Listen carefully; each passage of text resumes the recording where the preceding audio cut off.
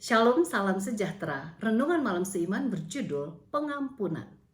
Jika kita mengaku dosa kita, maka Ia adalah setia dan adil, sehingga Ia akan mengampuni segala dosa kita dan menyucikan kita dari segala kejahatan. 1 Yohanes 1 ayat 9. Kita masuk pada tesis yang ke-31. Satu-satunya dosa yang tidak dapat diampuni ialah dosa yang kita tidak akui dan memohonkan pengampunan. Dalam berbagai KKR yang penulis lakukan di berbagai tempat, seringkali didapatkan orang yang takut apakah mereka telah mempunyai dosa yang tidak berampun atau tidak. Pertanyaan mereka, apakah dosa saya masih bisa diampuni?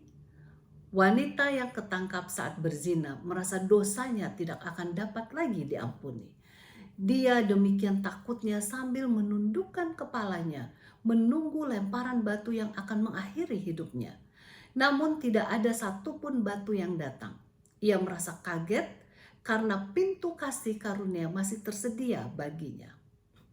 Tuhan masih menawarkan pengampunan dan memberikan kuasa kepadanya. Matius 12 ayat 31 mengatakan, sebab itu aku berkata kepadamu, segala dosa dan hujat manusia akan diampuni, tetapi hujat terhadap Roh Kudus tidak akan diampuni.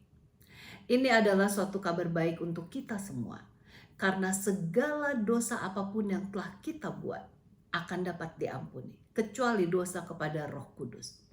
Apakah maksudnya? Yohanes 16 ayat 8 dan 9 menyatakan bahwa pekerjaan Roh Kudus adalah untuk meyakinkan kita akan dosa yang kita lakukan. Jadi dosa kepada Roh Kudus adalah apabila kita menolak kepada keyakinan bahwa kita telah berdosa dan tidak mau bertobat. Pengampunan itu gratis untuk semua orang. Namun pengampunan itu bersyarat. Bila tidak demikian maka seluruh dunia akan selamat. Nah, apakah syaratnya pengampunan itu? Kita harus mengakui dosa kita. Karena dosa yang tidak diampuni adalah dosa yang tidak diakui. Tidak peduli berapa besar dosa yang telah Anda lakukan. Hanya percaya saja akan janji Tuhan, maka Ia akan memberikan pengampunan dan menyucikan Anda dari segala kesalahan.